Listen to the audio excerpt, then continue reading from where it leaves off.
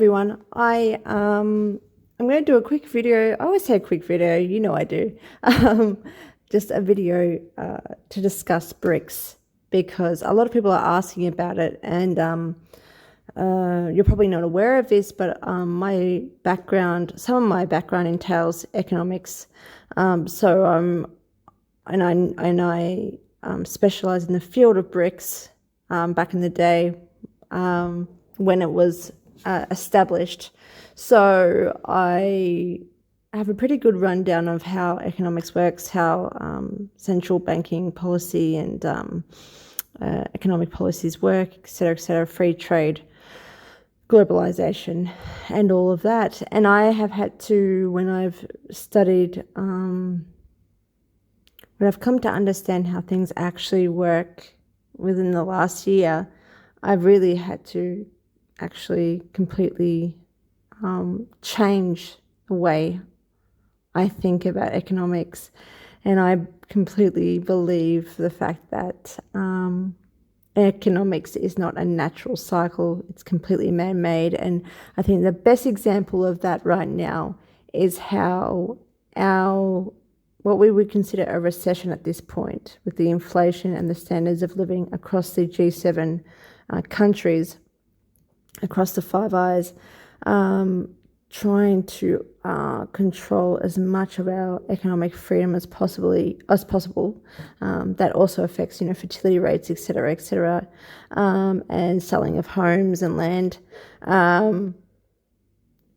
That is a prime example. The fact that it's being held for so long actually tells us that this is an artificial economic market rather than a natural cycle of recession, and then unemployment and all of that cycle that we go through to then move to deflation, exports and imports, supply and demand, et cetera, all those kind of formulations to move the economic market forward.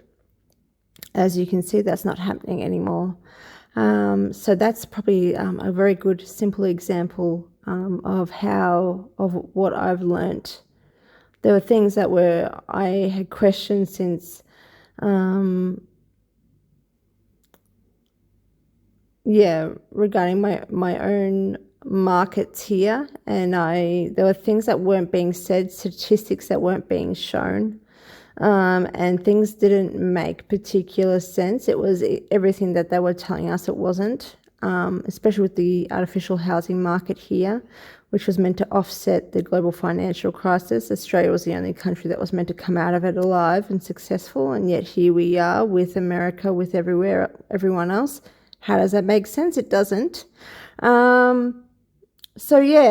This is just in a bid to kind of answer your questions regarding BRICS and what I have learnt along the way.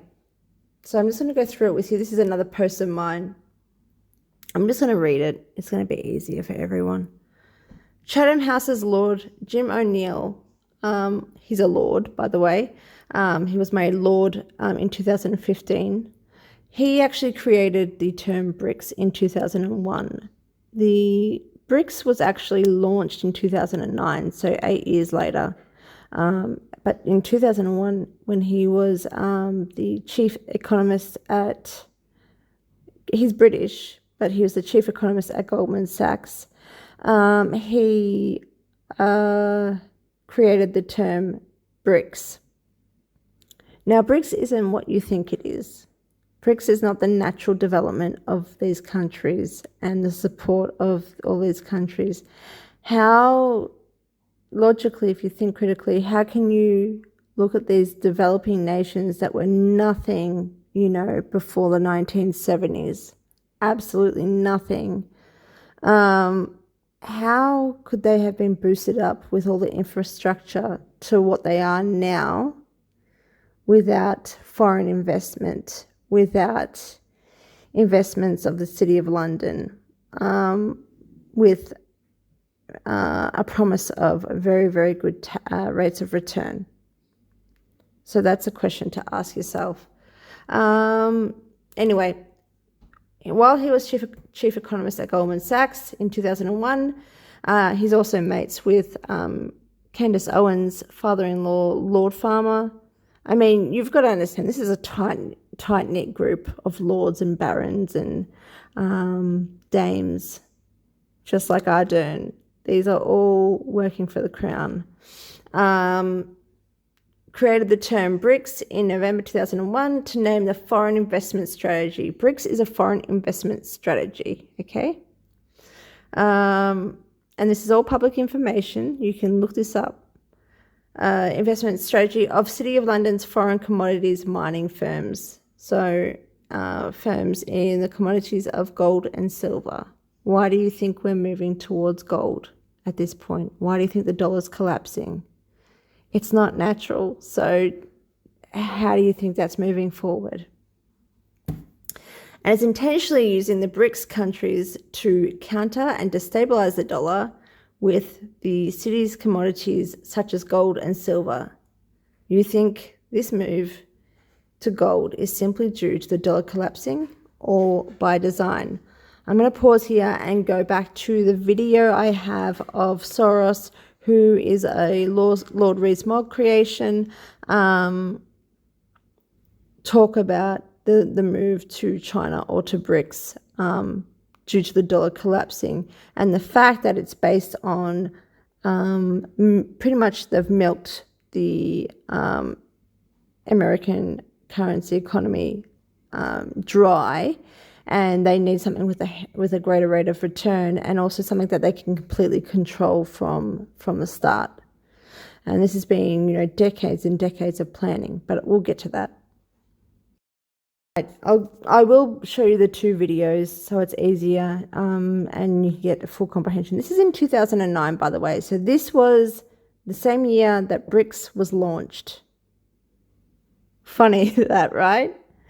Now he's talking about China and moving to China, even though he does say, I think here, that it's been decades of planning.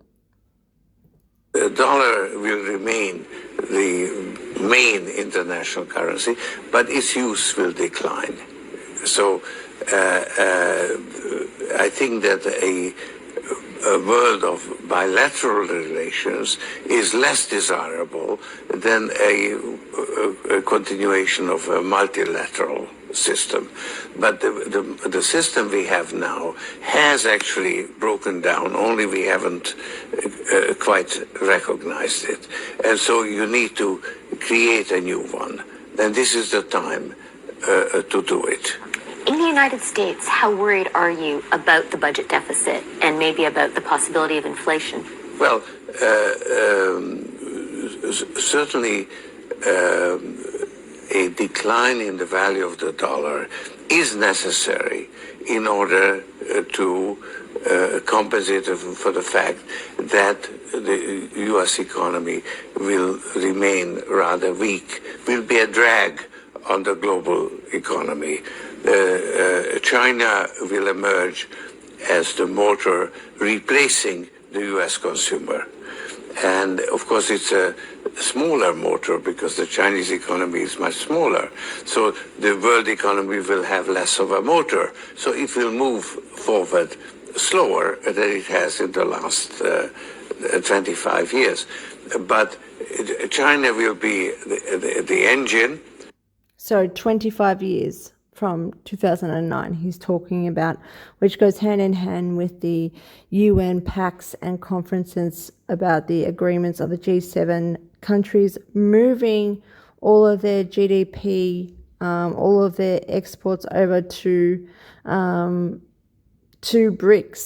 and outsourcing a lot of their industries to BRICS to develop and prop up BRICS in order to create this change, this new structure, the restructure of the global economy, which is happening as we speak. It's happened for a long time with the building of China, but you can understand that they've had to wait until China has been able to mature, has been able to scale the way it has from 2009 until now to be able to make the transition. Driving it forward, and the U.S. will be actually a drag that's being pulled along through a gradual decline in the value of the dollar. It's just crazy that, I guess, it's crazy that this is how manipulated the economic market is. It's completely just like the politicians. It's just a puppet show, and there's strings tied with puppet masters. And Soros is, if he's not a puppet master himself, he is a bystander, a part of the alliance of Chatham House and the Crown. He's definitely a Crown plant, so. And what about the American concern that aiding and abetting this move away from the dollar as the world's reserve currency ultimately means a weakening of the U.S. economy? No, I think that is. I mean, we did have great benefits from it, but we have abused it, and I don't think we can continue abusing it anyhow. So it is not necessarily in our interest to have the dollar as the sole world currency, because as the world economy grows, it needs additional currency, and if the dollar is that. That's not true. That's simply not true. He's wanting a commodity that can be backed, a commodity they control, that all these City of London investors actually own, which is gold and silver and so forth. That's what he's wanting. They're wanting complete control of the currency market and of the global economy, with all of our natural resources completely centralized, with this BRICS investment strategy. Is that additional currency? It means that the U.S. has to have a chronic current account deficit, and that is not appropriate. So I think it's in our interest as well to reform the system. And what about the American concern that when you control deficit and you control debt, that could be completely eradicated and you wouldn't have it. So that's just another means of control. So him saying that would be the outcome if we were to do nothing and keep the US currency as the global currency, backing all other currencies. That is, that's just a made-up reason. So Lord Rees-Mogg, William Lord Rees-Mogg, was a very interesting person, very, very interesting. And he predicted, well, not really predicted, did he? He helped plan the governance, the one world governance of what we're dealing with now, and then move towards that. He predicted, quote unquote, the digital world in the 1990s, in 1997 actually. Imagine he predicted internet and all these things, all these digital things that we're now having to face. As I said before, he helped create Soros, and in 1974, which was the same year that there was a UN pact for one world governance led by British agent of the Queen, Henry Kissinger. Around all of this time was when, also around 1972, was when climate change was going to be used as a tool in future as well. So all of these plans were made around the 1970s, after all of the Chatham House kind of firms were created, like UN, WHO, WHO, what's the other one, WEF, etc., etc. And he wrote a book. This book is The Sovereign Individual, The Coming Economic Revolution and How to Survive and Prosper in in it.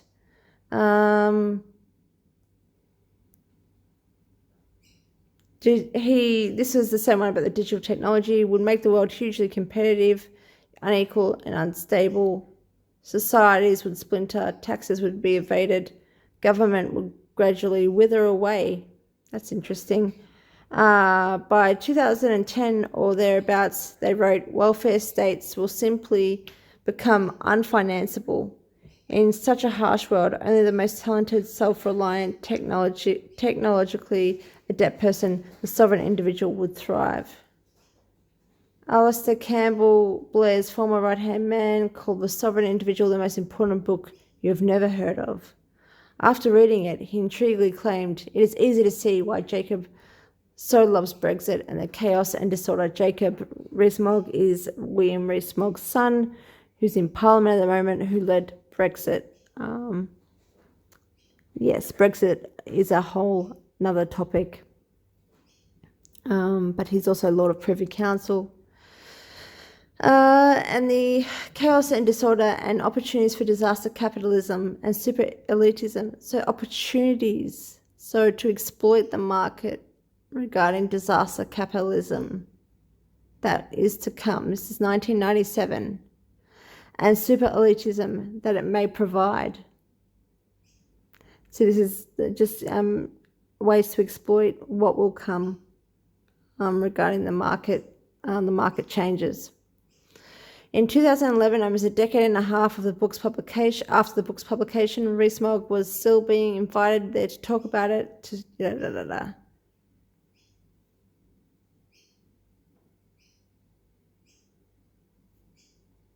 Of course, Peter Thiel thought that.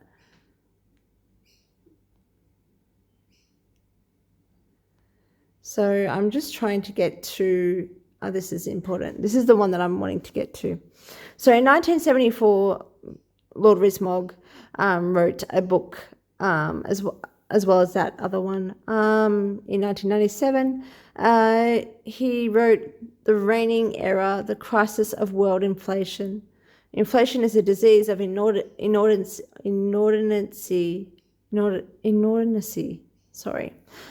There are such diseases, anarchy.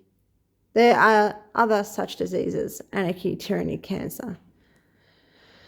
He argued that economic order could be restored by giving gold a central role in the world economy. He also advocated monetarism, or restricting the supply of money, a newer idea which would be adopted by Thatcher with mixed economic and devastating social consequences. In 1977, he produced another book, An Humbler Heaven, re his Roman Catholicism and the Value of Religion, again preoccupied by the need to bring order to a supposedly chaotic present, a world which has lost its faith. It's like a drowning man desperately thrashing around. Isn't it interesting that these are the current issues of today's day and age? Religion, currency, etc., etc. In 1987, Rees-Mogg expanded some of their newsletter material into a book, Blood in the Streets, Investment Profits in a World Gone Mad. Its main message was summed by a quote from the 19th century financial trader Nathan Rothschild. Wonderful. The best time to buy is when blood is running in the streets. The book's prose was equally blunt, as if to catch the attention of time-poor plutocrats. The world is getting more dangerous by the day. A typical sentence announced. Another, you should probably hold on some gold. Instead of warning against social and economic turmoil as a threat to conservatism and the well-off, he now saw it as an opportunity for them. After the millennium, many British and US right-wingers would follow him down that risky path.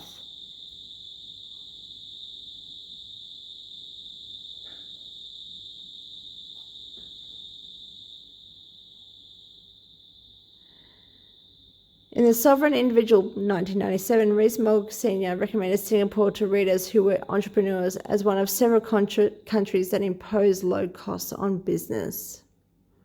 So I guess this is also why BRICS was created as well. Very low cost, which, you just put two and two together. In 2007, we're talking about Jacob Rees-Mogg.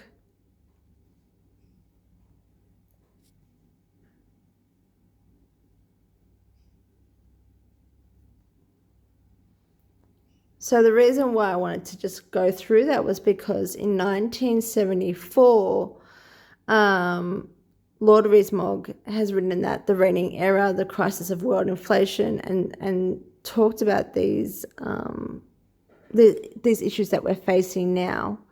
At the same time, there's Emmanuel Wallerstein's modern world system, which you can go into yourself, and the one world economy proposed by British agent Kissinger at the UN, and we all agreed to it. All of our prime ministers signed on the dotted line. And that was really to move our economies, I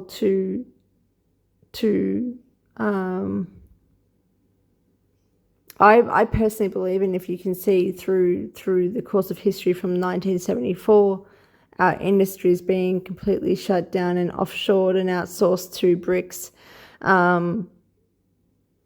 since this agreement had taken place. So I think that's what we agreed to, and that is what BRICS actually represents. If you look it up, it's to disrupt the G7 country economies, and to move forward this new structure, which is what Soros talked about in the video.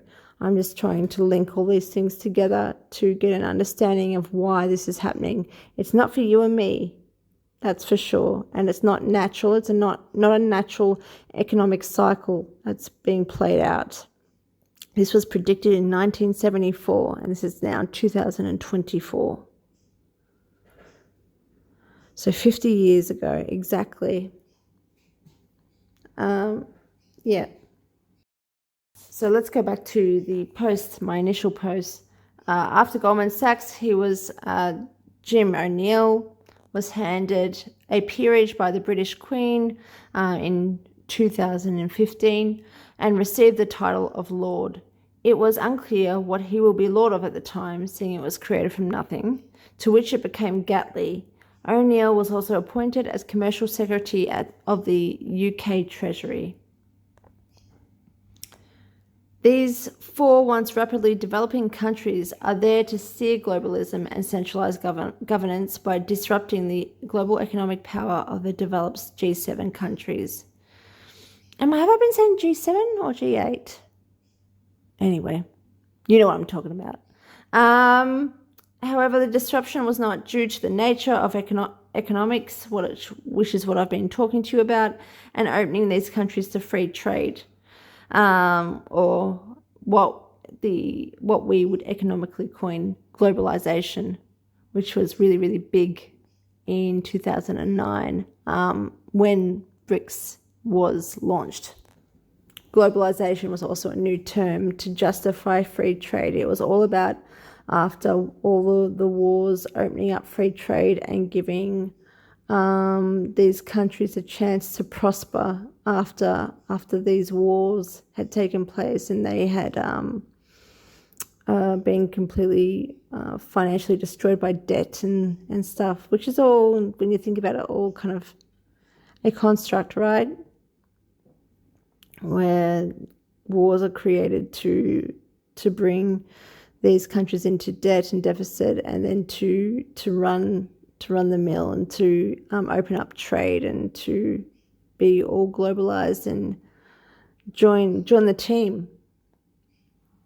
BRICS started with Churchill through his creation of Russian Bolsheviks and communism, and led to the 1970s UN conferences and pacts on all G7 countries, especially agreeing to destroy their GDP and natural resource industries in order to outsource and build BRICS and build it up to what it is today. As you can see, if we didn't outsource our industries to BRICS, China wouldn't be what it is today. So, and it's all for rates of return of its investors, of the investors that actually help build China and BRICS in the first place.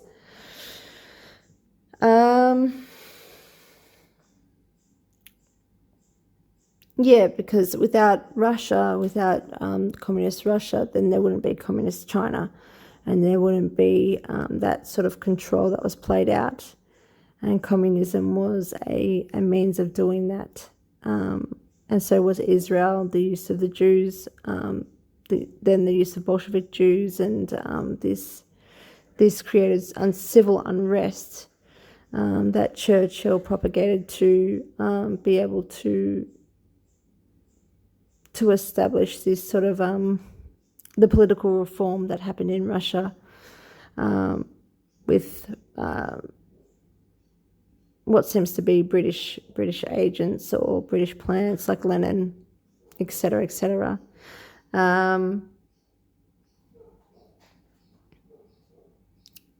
Yeah, disruption was not due to the nature of economics, all the while, Lord William Rees-Mogg, who was in charge of creating Soros, which is not my research. This is usually not my research. I'm just bringing all this research together to make these conclusions. So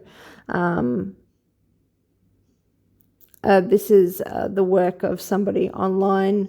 I've forgotten his name, but Richard. I've mentioned him before. Richard something.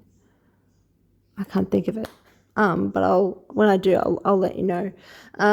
He did an analysis and a whole report on how Lord Rees-Mogg created Soros, and also Soros was actually became famous through. He was the only one who became rich through an economic plunder of the British market. And he somehow became wealthy from that, which would entail insider trading. But do you know what I mean? Like, it's all very, you've got Lord Rees-Mogg, who's obviously some form of intelligence, and or working, very high up there in the in Chatham House or whoever or wherever, and he's making these key decisions.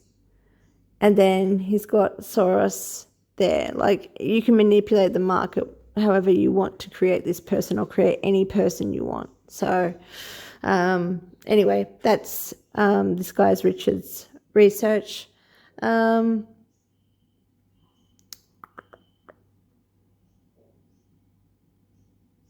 Infamous, invited all City of London investors to buy in on China's development for a wonderful rate of return beyond what they could ever possibly imagine, and tax-free, given the City of London's tax-free havens, right? These are all City of London investors for the prime reason of making tax-free investments.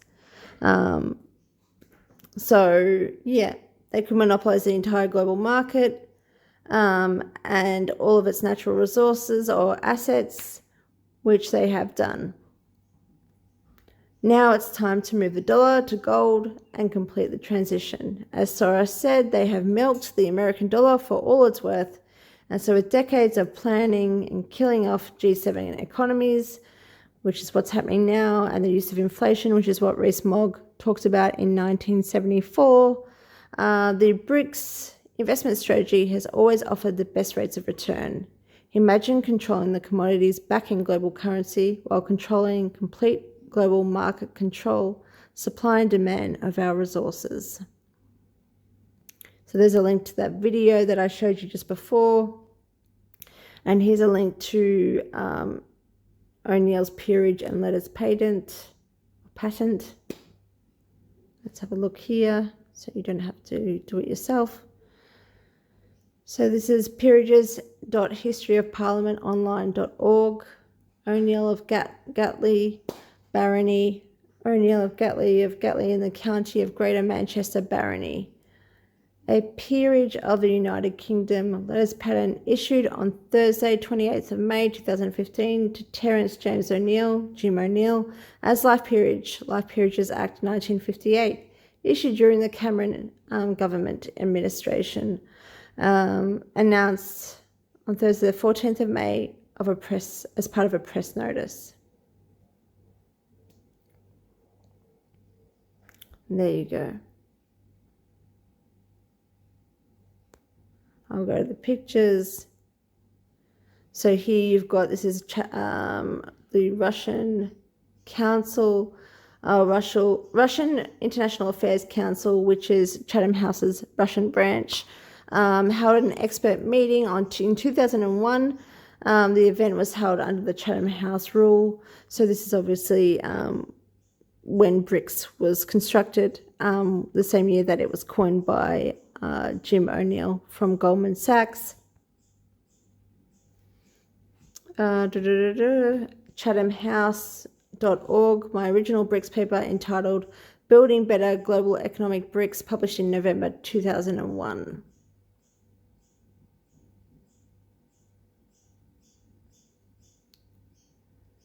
This is a book, I think, of Jim O'Neill's. I think it is. I can't recall.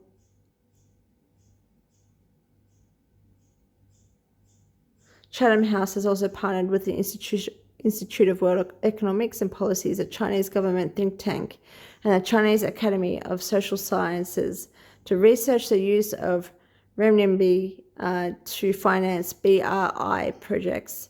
The report talked up the role of London as the global renminbi hub and centre of BRI financing.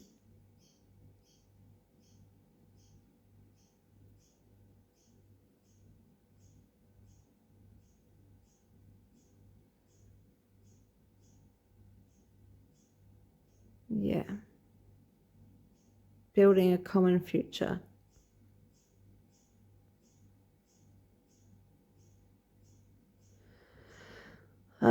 Jim O'Neill is calling on the BRICS bloc to expand and challenge the dominance of the US dollar. Wow, what a surprise. China's recent actions with the yuan are already doing just that. So they're working with Chatham House. O'Neill said that the dollar's dominance destabilized other nations' monetary policies, which is why the bloc made up of Brazil, Russia, India, China, and South Africa should counter it. Don't ask me why South Africa is there other than mining. Oh yeah, the City of London's mining companies would be there, right? Anyway, the US dollar plays a far too dominant role in global finance. Can you explain to me why that's an issue? Can anyone explain? Other than a different investment strategy for greater rates of return that don't involve you or I.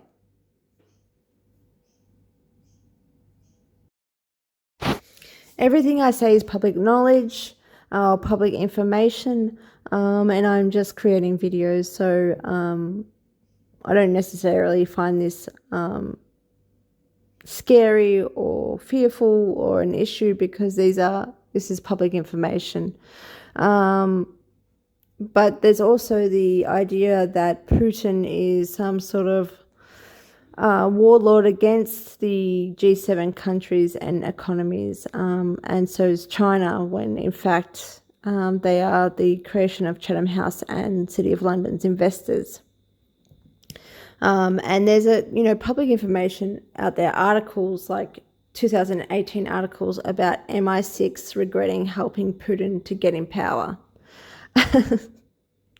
There's information out there that shows that Putin has been aided and abetted and assisted by MI6 and by Britain. So everything connects to the City of London or to Chatham House or to MI6 under the Crown. So yeah, this is why I think it's important to do this kind of research and draw these different conclusions. And obviously this involves the monarchy itself. So you can see what's unfolding before you, involving Todge. See how it involves Todge and Nut, and why they feel so protected, because they are protected in regards to these linkages, and that the whole world is being controlled and manipulated by the very institutions that Todge's father and Todge's grandmother and all of their relatives were a part of, well, leading back to, I think, Queen Victoria with the Pilgrim Society and Cecil Rhodes. So there's all these different